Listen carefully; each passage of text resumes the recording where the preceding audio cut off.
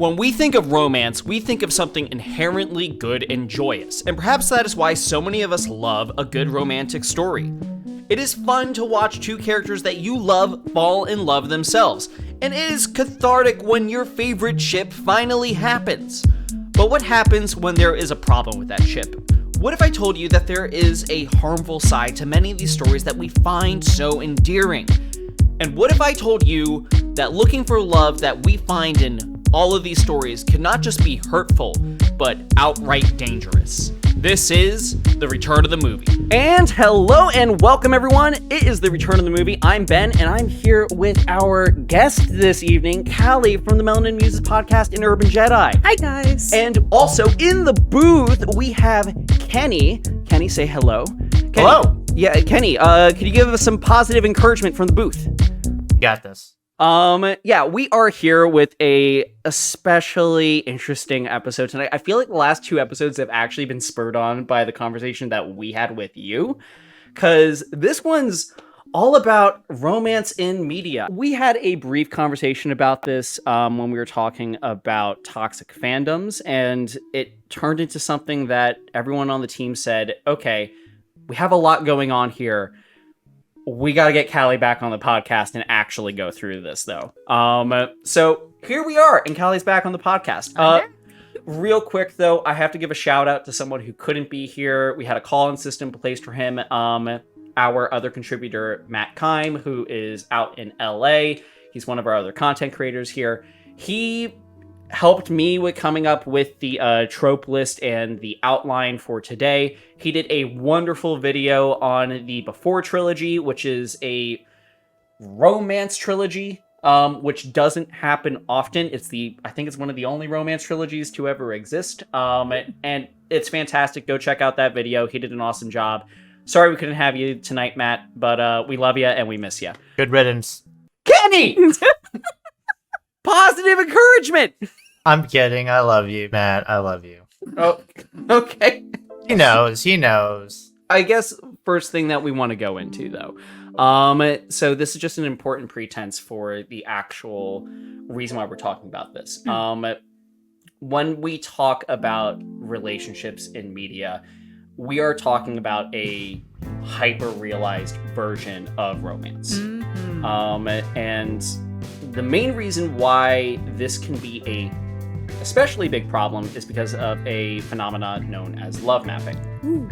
So, I believe that you know some things about this term. Care to walk us through that? So basically, the concept of love mapping comes from, if I'm not mistaken, the Gottman Institute, which it has a background in relationships and how to develop love dynamics.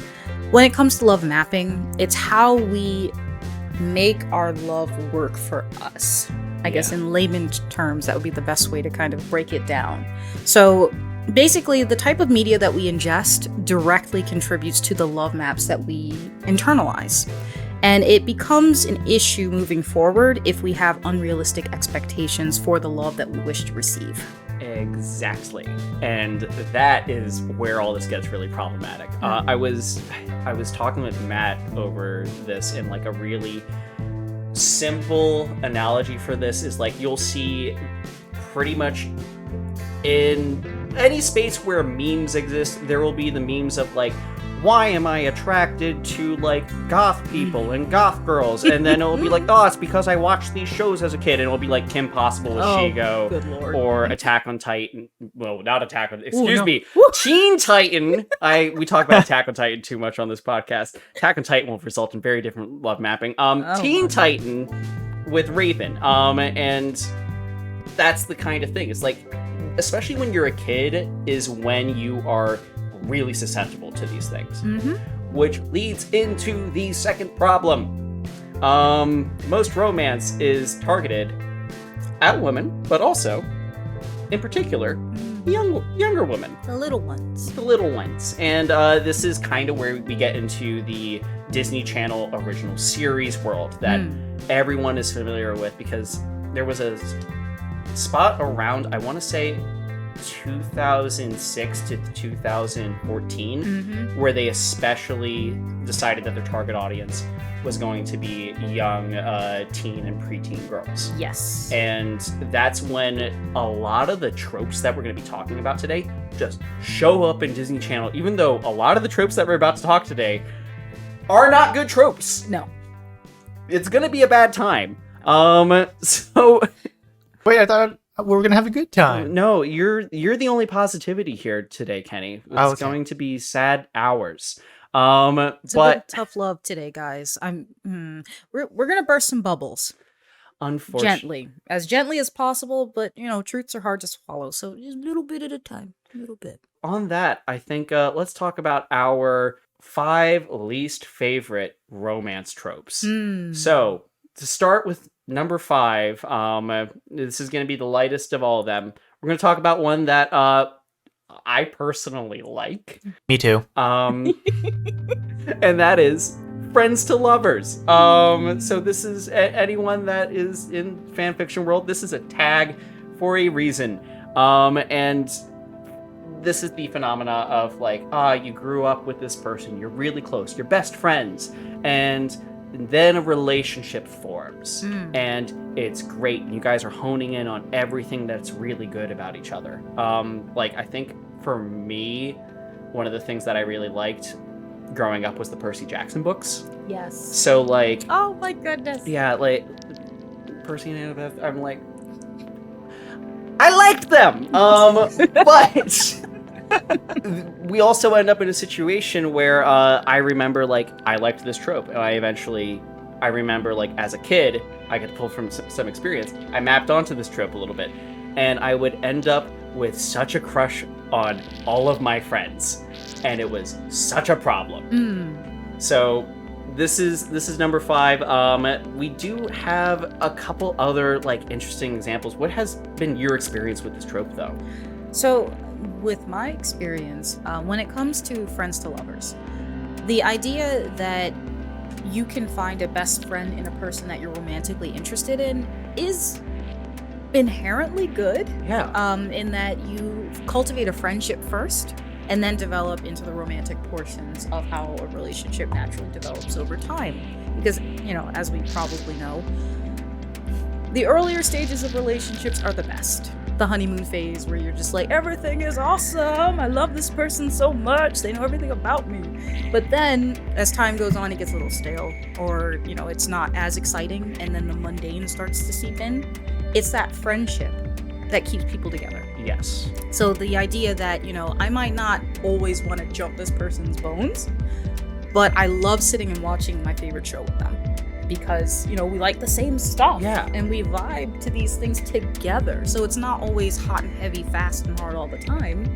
It's those quiet moments that really solidify the relationship. Yeah, and I feel like that is one of the things that's the reason why this is like, because there are problems with this because of love mapping. But inherently, this is probably the least harmful trope on the list, because it is actually starting out with, here's a good example of what a relationship can look like.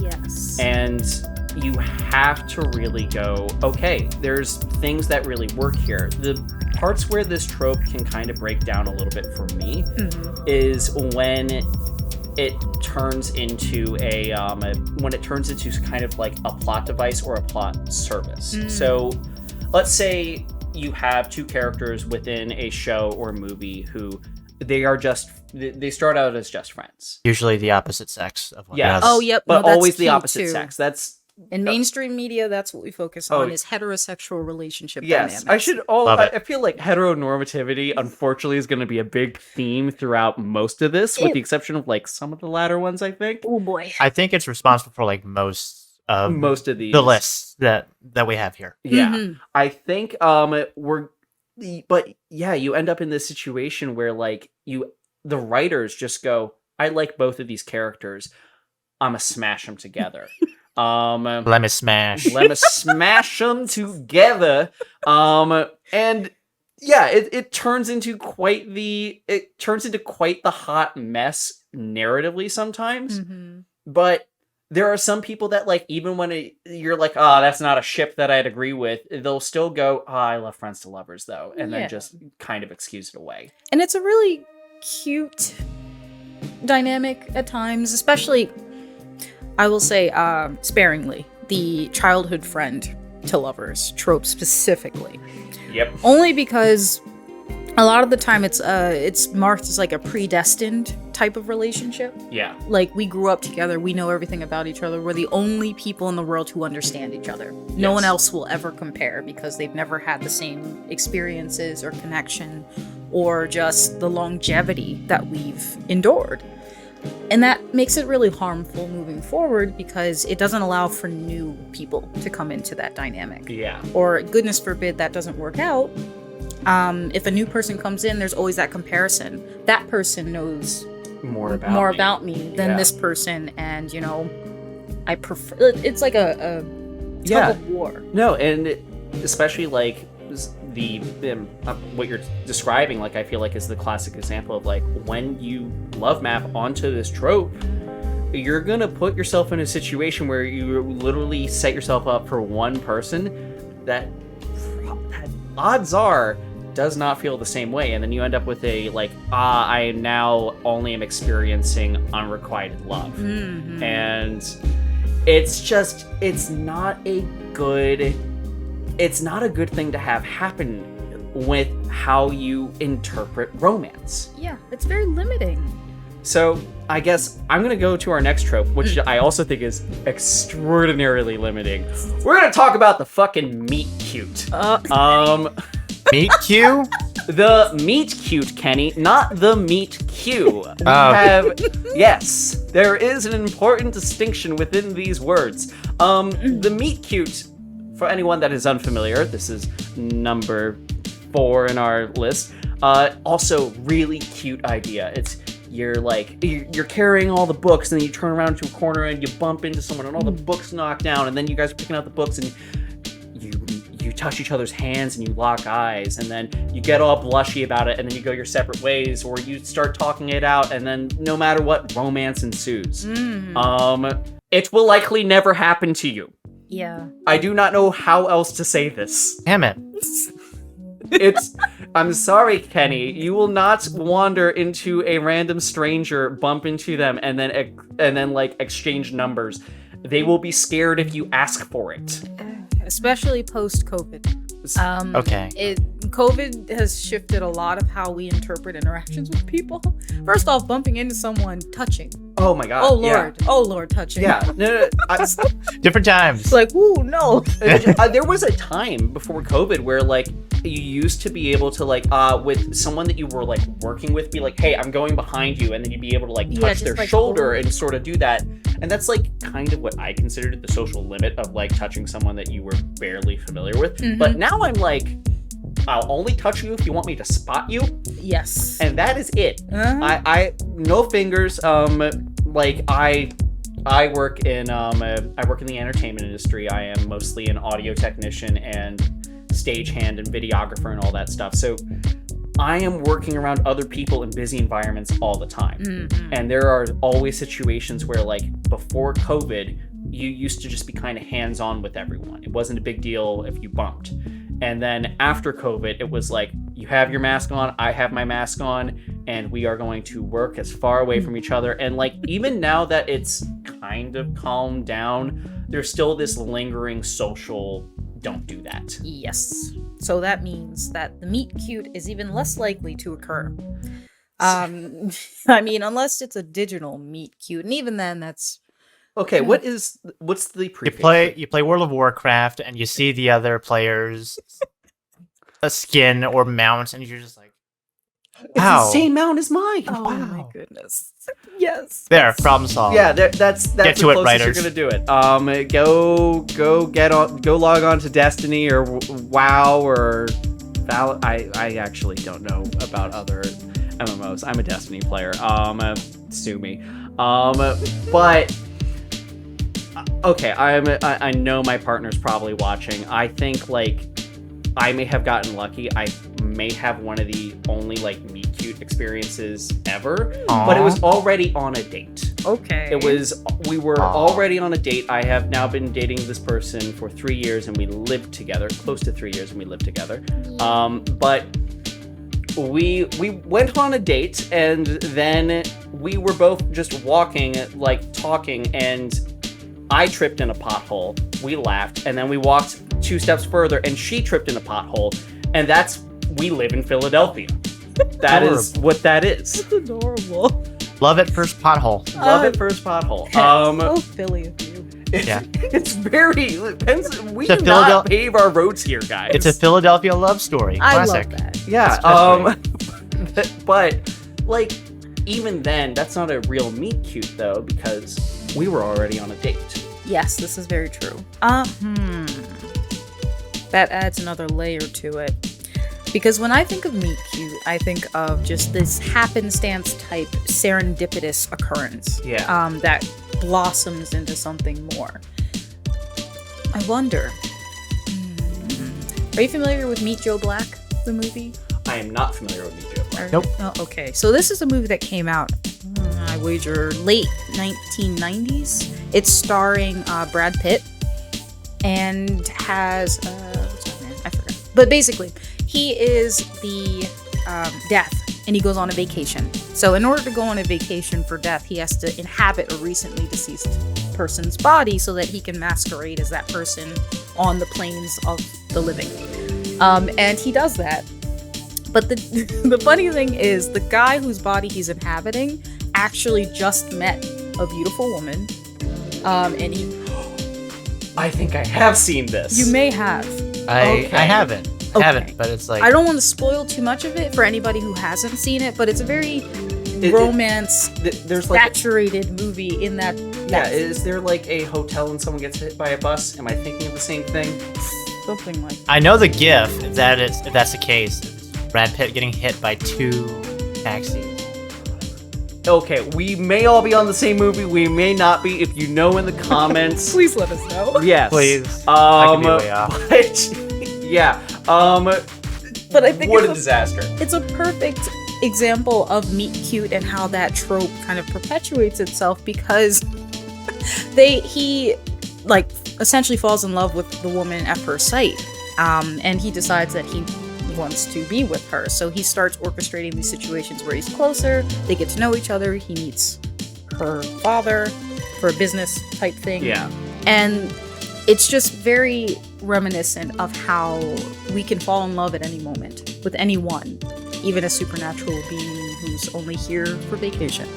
And it's kind of like, it's lovely. It's a very lovely concept. Yeah. But, no. You know, oddly enough, we didn't put Monster Fucker on the list, so...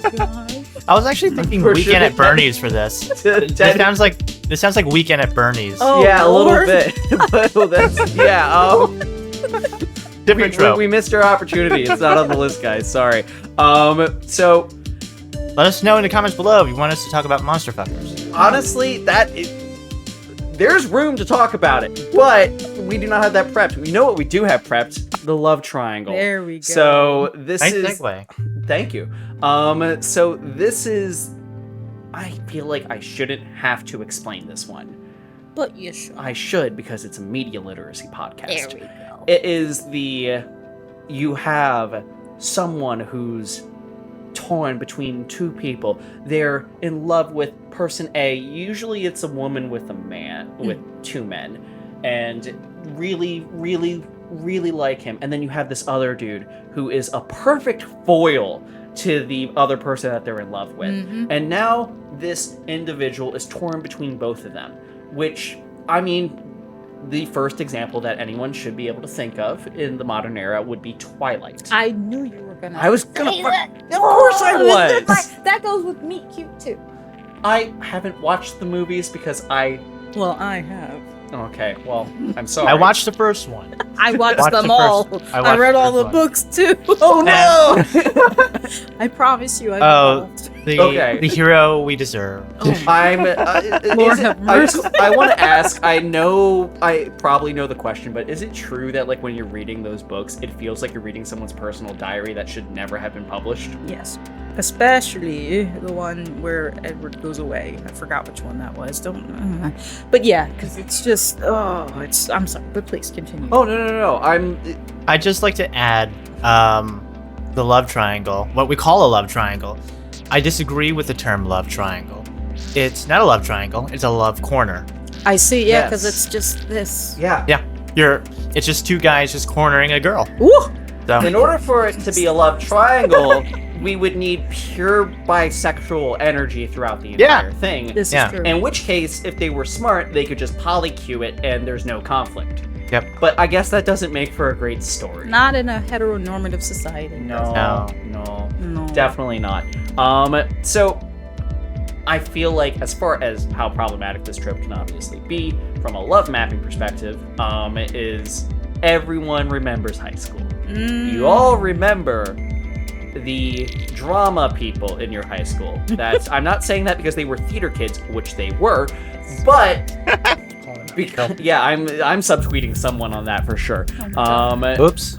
But as you're entering that, especially in high school, sometimes in college, you end up with the person that is torn between two people and sometimes dating two people, but they don't know about and is essentially cheating. And I'm gonna say the reason why this is where it is on the list is because when you start replicating this trope or trying to repeat it in real life without like honest communication between the people because you can be in a situation where you have two people that you really like. That's possible. Oh, yeah.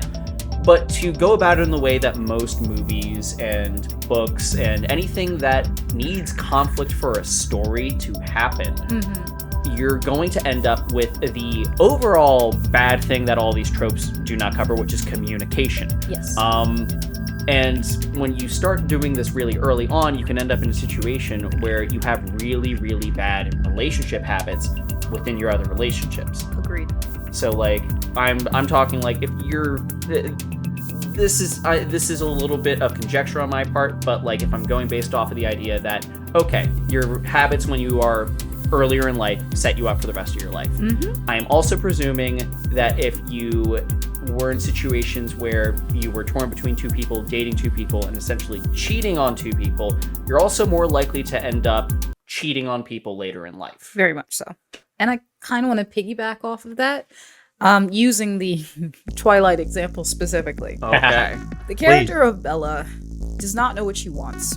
Romantically, relationship-wise, none of that. So by the time that portion in the series happens where Bella is connecting with Jacob, the werewolf character, after Edward, the vampire character, goes off because he's like, I can't be with you because it's too dangerous and you won't live your life if I'm still here. So he leaves her alone and she can't cope with that emotionally. So in order to overcome that, she starts to emotionally tether herself to Jacob. Yes. Now, mind you, Jacob is portrayed as a younger person to her, but he's also very, very smitten. I'm sorry, excuse me? Yes, like she's high school and he's maybe a couple of years younger than her. Oh, okay. But he's still in high school, right? Please tell me Like he's in the early part? Oh. There's already a lot of problematic things Okay. in When I Twilight. tell you this series is nothing to emulate. I literally, like, as far as Jacob's concerned, I just know the one scene from the movie you imprinted on my daughter. Yeah. Wait, That was I was thinking of. but that's like so much worse. I know it's sad. I know we can have a whole podcast on just the subject that covers. Because even then, that's like projecting. That's not real. Anyway, backing up. Sorry, we digress. So Bella is leaning on Jacob emotionally to fill that void that she has for Edward since he's gone. The weird part is she dictates that relationship the entire time. So she is in control of when she sees him, what they do, although, Jacob pushes boundaries occasionally. But it's not fair to the other person if you have feelings for them and your mind and heart is occupied with someone else. Yes. And that's what happened the entire time she was spending time with Jacob, is she wasn't focused on Jacob. She wasn't interested in getting to know Jacob and investing in his well-being. None of that. Yeah. She wanted Jacob because he was giving her attention. So I feel like this this does play into a real life situation, which is I'm blanking out on it. It's the classic rebound. Oh, It's, yes. yes. Yeah. This The bench warmer. Yes. Mm-hmm. And like I I didn't coin these terms. No. Yeah, I was like, wow, brutal. Yeah, It's pretty bad. There's a whole... Yeah. I really hate the bench warmer as a phrase. I hate the breadcrumbing. But sorry, go ahead. Breadcrumbing. I don't know that one. I'll explain. Go Okay, ahead, sorry. I will ask you about breadcrumbing in like 2 seconds. Yeah. The rebound, I feel like a lot, and like this is something that I cannot exclude because like we're all people, we all grow through things, we all go through things. Like a lot of people, myself included, who have had bad breakups, have like been like, I'm gonna try to put myself out there immediately. Yeah. And then you end up in this situation where, just as you described, you're super emotionally distant, and the only thing that you're getting is that attention. And like, that comes from a real place within that trope. And it's good to acknowledge that that place exists. That place has a spot within storytelling. Yes. It is problematic when it is problematic when it is existing in the love triangle trope itself. And painted as romantic. Yes, because like I remember the era of Team Jacob, Team Edward. Which team were you? You were guys? Team. Well, I actually. Oh, wow. Apparently, I have an opinion on this. Yeah. Which team are you, Ben? Apparently, Edward for some reason. I'm Team Edward. Okay. I know nothing about their relationship. I'm just like, I don't either. I just like Robert Pattinson. You guys are Robert funny. Pattinson's a good actor. He I'll is. give him that. He is. I mean, he will always have the Edward shadow over his shoulder, but we're not gonna talk about it. Anyway. Yeah. But okay, fun fact, Yes. real quick. Did you know that the actor of Jacob, his fiance, her high school crush was Robert Pattinson? So he got bellaed. Wait. Poor boy. No. Taylor Lautner, I'm so sorry. Oh, God. Yeah. I'm so sorry. So sorry, man. Can't catch a break, man. That nothing. I was about to say nothing good came from the Twilight series, but we literally just talked about the fact that Robert Pattinson is a gem. Yeah. So thank you, Twilight, for giving us Robert Pattinson, even though technically speaking, Harry Potter may have given him to us. But I would wager that, and I think that's where my boat is. that's where your boat is. Cedric. But Twilight, Cedric. I need to know what breadcrumbing is Okay. right away. So, for those of you who don't know, breadcrumbing within this romantic relationship dynamic type thing is when you have someone who likes you, and you know that they like you. So you'll do little things to keep them around you. So it's not necessarily like you don't really have any full intention of engaging them romantically or even having like a romantic interaction at all. You're more so saying, hey, like you'll pop up out of nowhere. Send them a text message. Hey, are you free tonight? And they're kind of like, you know they like you. So they're going to be like, hell yeah, I'm free. Well, what you want to do? So you go out, have a good time. Okay, see you later. Bye. And then you don't talk to them for like 6 months. So that's the word for that. And as you start to, you might say, okay, the reason people breadcrumb, it's kind of like, the story of Hansel and Gretel with leaving the breadcrumbs so that they could get home from being lost in the forest. You lead someone on by giving them small pieces to keep them coming back to you. Yeah. And it's not a good way to do. Some people don't do it on purpose. It is. I would argue that whether or not manipulation is intentional or though, it is still manipulation. This is very true.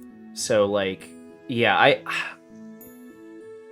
So I have absolutely been on the receiving end of that before. I don't know if I have been, maybe like in high school I've been on the giving end of that, but like, holy, I did not know there was an actual phrase for that. I was just like, wow, I got many times ghosted in my college years. Same here. That's how I was feeling about that. Same here. Wow. Okay. I my world just got shattered by that. Well, that's interesting though, because it's kind of creating this situation where you're struggling in order to like actually keep into a relationship, which leads us into number 3. Number 4 on our least favorite love tropes, which is gonna have to be the struggle love. Now, we talked about this very briefly on 2 episodes ago when we had you, but this is the trope of literally you are in this romance and it's hot and heavy and you're going through it, and then honeymoon phase sort of ends and you end up in the sort of opposite situation of what we talked about being the ideal thing about friends to lovers, where you guys actually aren't very well made for each other. Nope.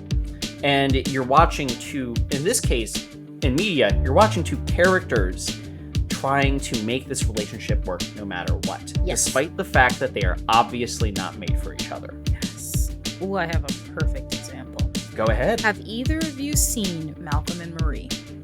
I have not seen Malcolm and Marie. Okay. No. I thought you were going to say Malcolm in the Middle. And I was also shook, but I was also I was like, interesting direction, but go on. I will say, in Kenny's defense, if you say Malcolm regarding a piece of media, I will shoot to, we're about to talk about Malcolm in the Middle on the return of the movie. Like, I was not prepared for that. Write that down. Write that down. Write that down. Malcolm in the Middle podcast, next episode. So, like, what is it about Malcolm and Marie that really sets this in, though? Okay, so Malcolm and Marie, for those of you who don't know, is a film that came out a few years ago. It's filmed completely in black and white and takes place in one location, which is the home of a prestigious director who just won an award for a movie that he put out. And that's Denzel Washington's son. Please forgive me for not remembering his name off the top of my head, but and Zendaya, the actress from Disney Channel. So the two of them are a couple in this movie. He's the director. Yes. And she is the actress. But she was not the actress in his movie. It turns out throughout the story you learn that they've been together for a really long time. Through very, very traumatic and dangerous situations together. And his entire movie was basically her biography. But he cast another actress to play her in his film. And so that was the point of contention, the entire movie. The entire movie basically is one really long argument. This is a recent movie, and I now completely remember what you're talking about. This came out during 2020, I think. Well, 21. 2021. I know that it was filmed during lockdown. Yes. I remember the story behind this. I didn't. Yes. There was a certain period on this channel where we were like, we have to watch all the Oscars, and then like Matt, Alex, and I killed ourselves watching all the Oscars, and we're like, we're probably not doing that again. Because it's a lot. Anyone that does Oscar coverage, the amount of media coverage that you have to do in order to watch all of that and actually have an informed opinion is astounding. Oh my. But going on that, there's actually, so that's a perfect example. Mm-hmm. You end up with a really toxic situation, and the movie is kind of playing into that. So I have another important question. Does the movie end with them staying together? Yes. Yep. Okay, Hashtag that was the spoiler alert. Nope, that's important for the topic of the podcast because I needed to know if it was a subversion or not. No. I'm real briefly going to talk about something that we've covered on this channel before. In particular, Matt has, who is, again, not here, but he has a fantastic video. Go click in that corner if you're in the video version later on, or if you're in the audio version. Well, you could also click that version, but it's fine. Moving on, though. So, in the Before trilogy, so these three movies, they're all about sort of like slice of life romance, and they're all a subversion of everything that we just talked about. There is a meet cute, sort of. There is a really blooming relationship. There's not really a friends to lover aspect, but it is in its own way a deconstruction of romance movies in its time. And this was originally, these movies were shot back in the 90s, but then they kept coming back, and I think the latest one was in the mid to late 2000s. So in the final one, you end up following this couple, and they're now at a much later point in their life. They're married, and they're having actual problems throughout their relationship. And interestingly enough, this is the first movie in the entire trilogy where there's speaking lines that go to actors that are not this couple. Okay. Beforehand, it was a very avant-garde piece. It was every movie, the only named characters are these two people. And like, if there is a speaking line, it's very, very small. But suddenly, you're now being thrust into a situation where you're comparing and contrasting this married couple that's having problems within their marriage, as people do when they get older, because life happens, and people's motivations will start to either drift, and there may be issues about communication, or there may be issues about just what life is doing to you in that moment and how that can affect your relationship. Oh yeah. But you're suddenly having these characters now having all these problems, and I feel like this movie doesn't necessarily go into the struggle love aspect. It is a struggle love movie because you're watching these characters debating whether or not they're going to stay together or not. Mm-hmm. And I believe the ending is ambiguous, but the director and actors were like, we totally believe they got together, but I think that's just because the director and actors shipped the couple so hard.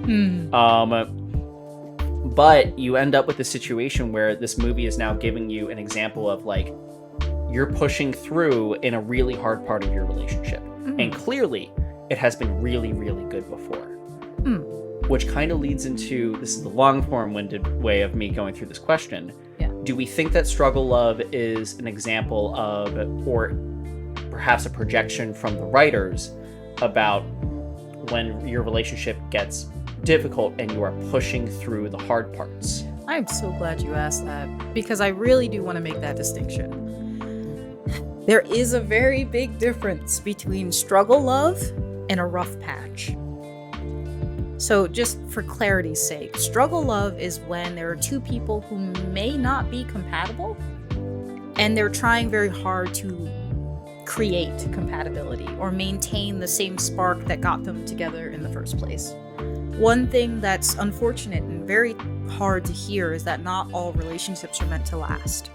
Different relationships have different seasons, and for various reasons, but there are times where you need to let go, whether it's for the benefit, your personal benefit, mental health reasons, emotional health reasons, physical health reasons. But that is not if your partner is cheating on you multiple times. Now, obviously, infidelity unfortunately does happen.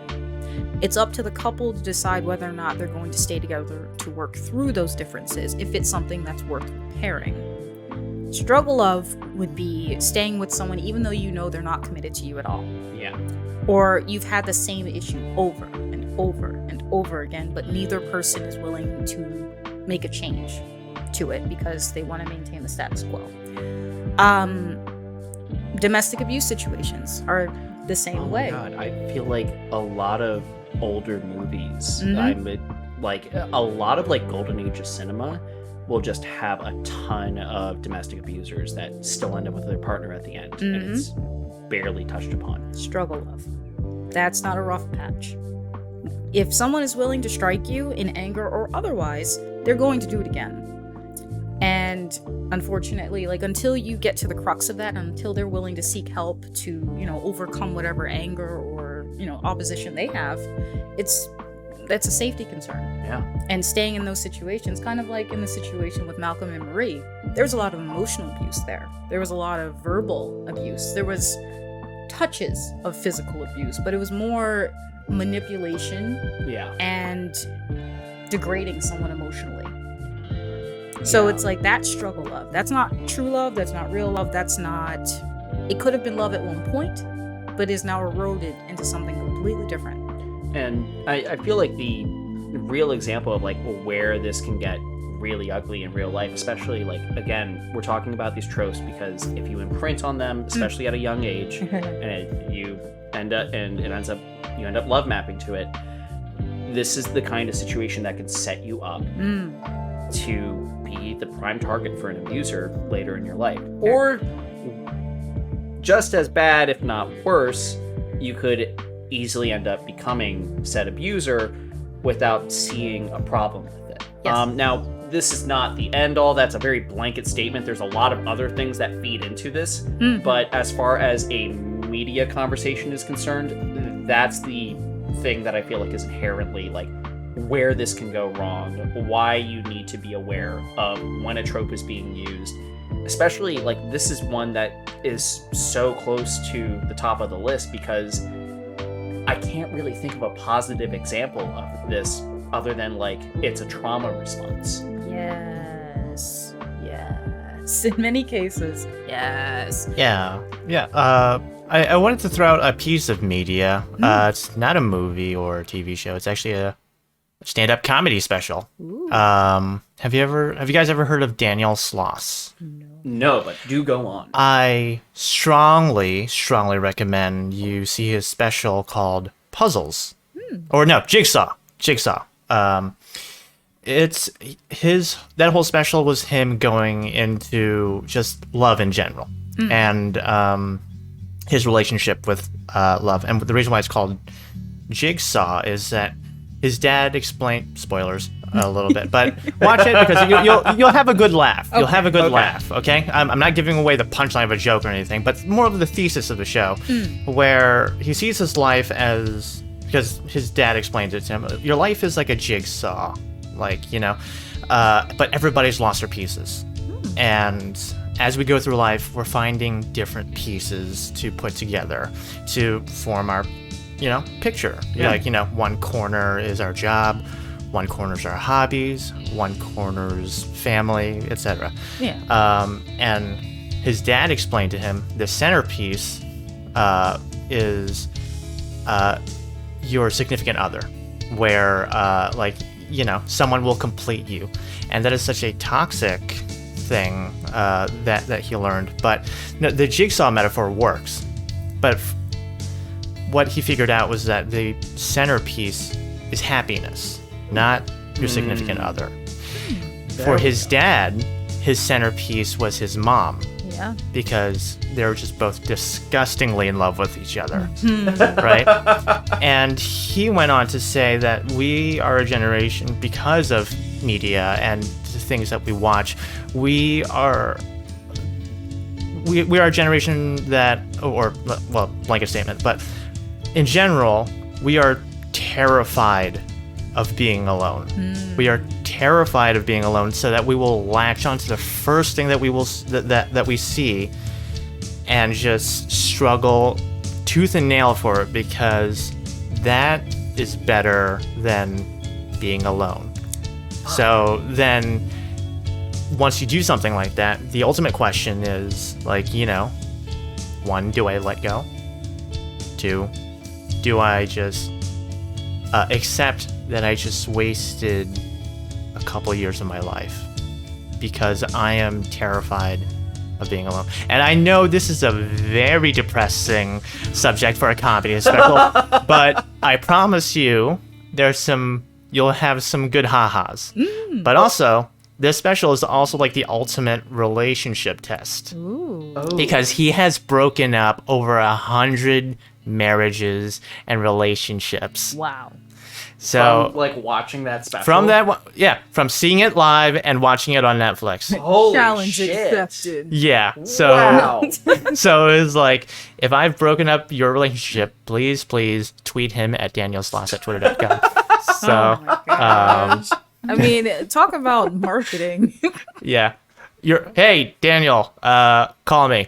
Anyway, but yeah, no, I strongly recommend you watch it. It's very funny. But also, you know, there are some parts I disagree with him, but just that main thesis, Yeah. I think, really sums up just our relationship with romance and media. Sorry, Ben, are you okay over there? I'm like, oh no, that was beautiful. Everything was beautiful about what you just said. Also, I just want to say, I want to give a shout out to someone in our chat, Toybox Brain, who responded in the middle of your monologue, Kenny. I always keep forgetting why I'm subscribed, crying face, which is exactly like I was having a moment, just like, this is why I love this podcast. Yeah. This is why we do this.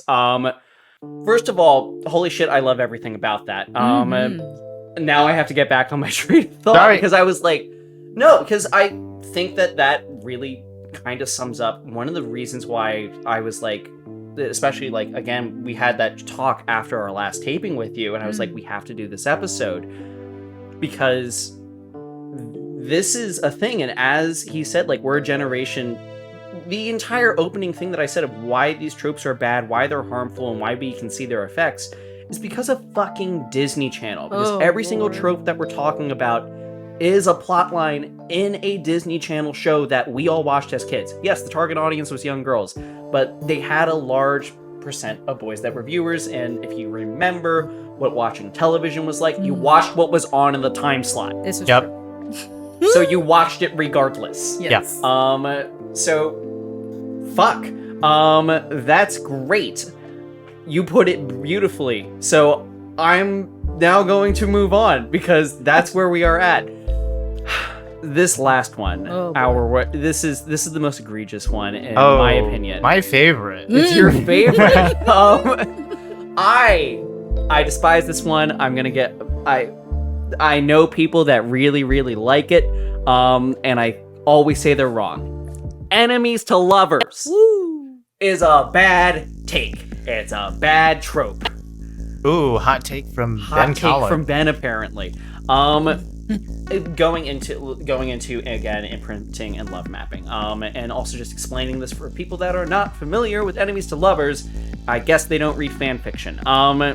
We are talking about when two characters start out as literal fucking enemies. I am talking like Kylo Ren and Rey from Star Wars are like the most classic example. These are two people that are designed systemically to hate each other, and eventually will come into some romance. And 9 times out of 10, it will be pretty fucking forced, actually. I felt zero romance from those two. Like, it was like, I think that barely qualifies, in my opinion. Thank you. Like, you, Yeah, it sucks. It sucks. It sucks. It's bad. And yes, it is fun to read. It is there. It is fun to watch when it's done right.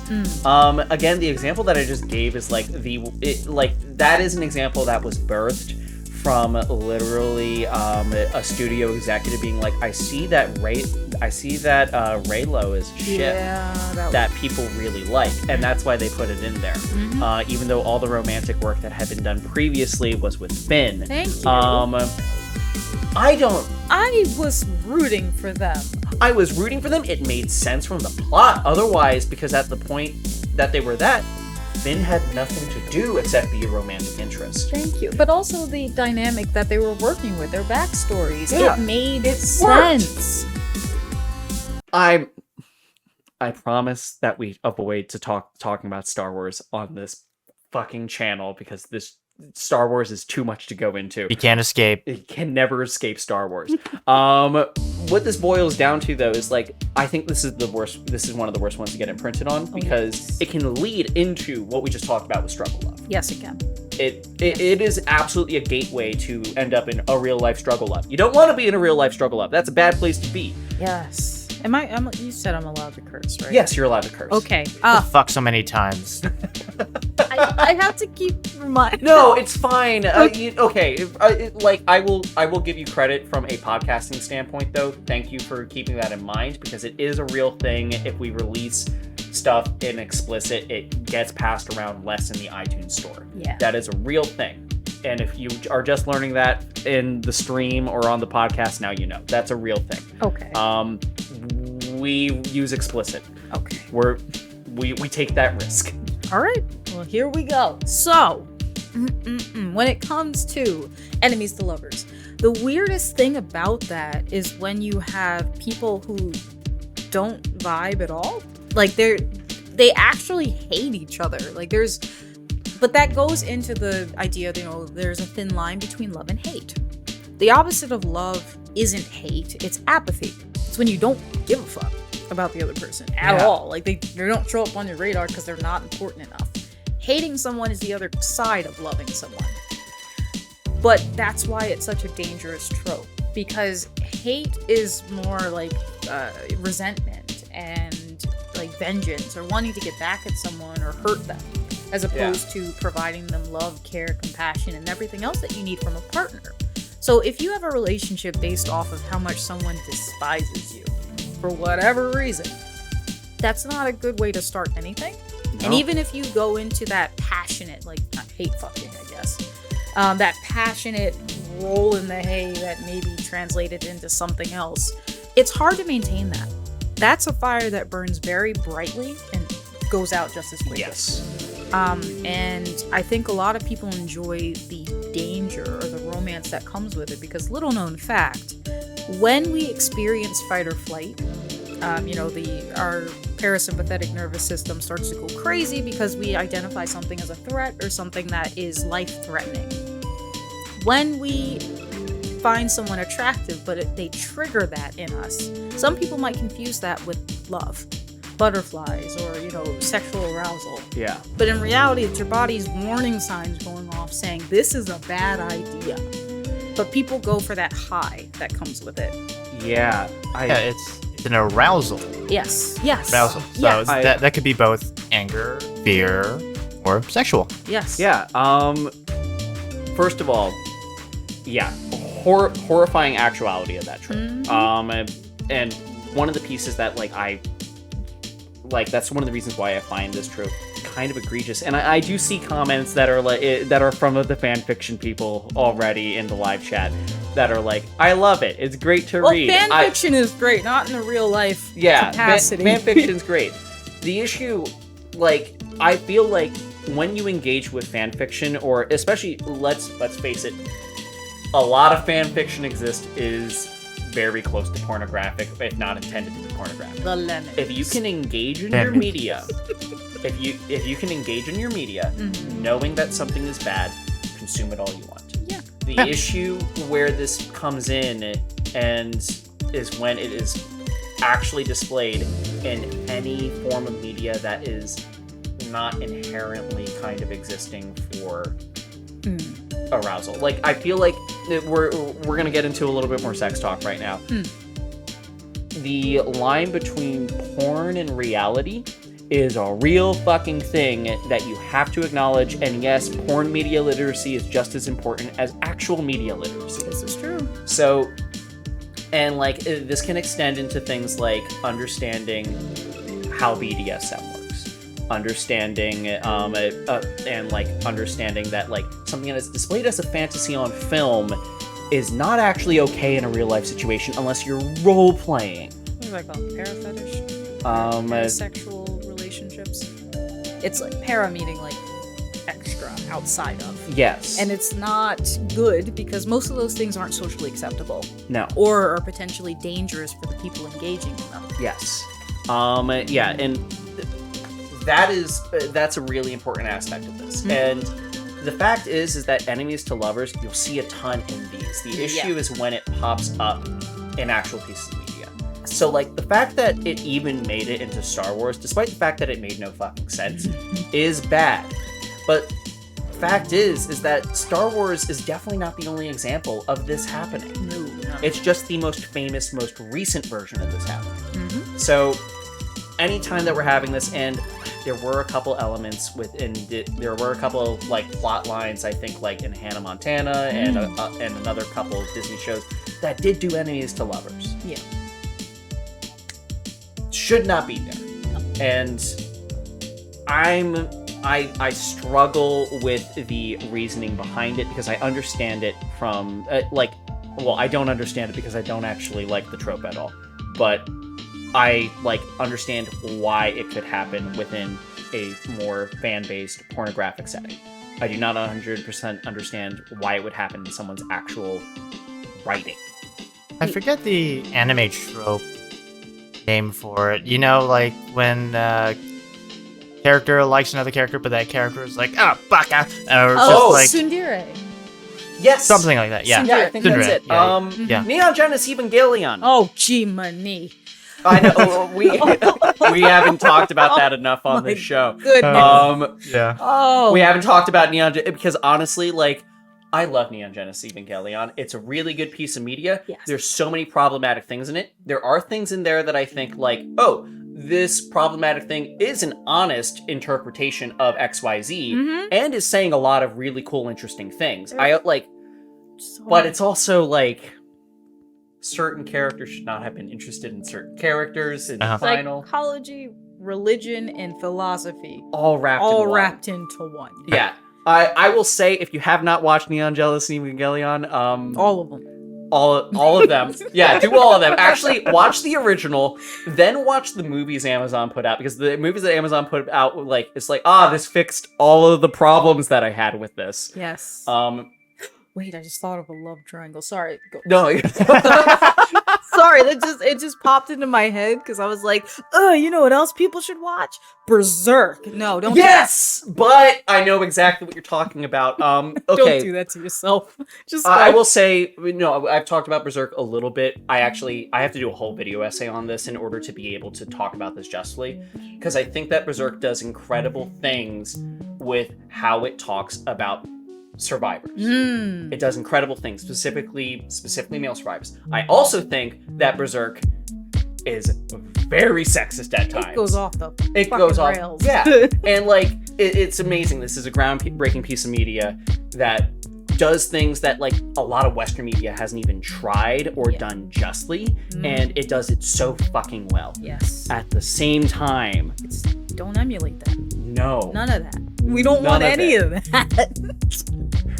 And there is I don't really think that enemies to lovers exist within Berserk, because I think Berserk is smart enough to know that it's a problem. Because I will say Berserk I think it's a little bit smarter. It is. No, definitely. I was thinking more Casca and Guts. Yeah, Casca and Guts is... That's the only... So for those of you who don't know, without me spoiling too much, as far as the enemies to lovers trope within the Berserk series, initially the character Casca, who's the right-hand man of Griffith,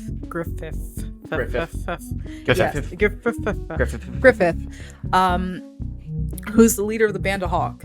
She loves him very much, and she gets really upset when Guts comes in, because Griffith has like his eyes all over him. He's like, yo, you're one. And she's like, no, me, I'm the one. Yes. Get out of here. So that's where the enemy piece comes in, where she hates Guts because she feels like he's gonna replace her. Yes. But then it kind of transitions into something a little different, a little more romantic. It's funny. I never thought about this. But like Casca totally clocked that Griffith was like probably either gay or bi, and just didn't fucking tell anyone. Yeah. Like, and it was like, she's just gonna let this ride. Yeah. Good thing for not outing him. Yeah, good thing for not outing him. Yeah. We do not stand Griffith though. No, Griffith did everything wrong. Yes. Everything. And on that niche note of the podcast, we're gonna end the podcast. Thank you guys so much for watching tonight. This was an especially fun episode. Thank you so much for coming back on. We love having you guys. Please come back again. Yeah, and Kenny, we love having you on here. If you are on the live stream, thank you guys for taking part of this. A lot of your comments actually spurred on further questions throughout this conversation and really helped guide it. And you guys are now a part of the permanent audio recording, which if you're listening to this on audio, come by every other Thursday, the week that the episode comes out, because every other Tuesday, the week that the episode comes out, because we will be doing this. And yeah, on that, it's the return of the movie. Bye-bye. Hey, if you like that episode, please subscribe on your YouTube and your podcatcher of choice. It's going to really help us out. Also, we are like super close to monetization right now, which is absurdly crazy. And if you do those things and help us out, we're going to be able to make more of the show. That's freaking nuts.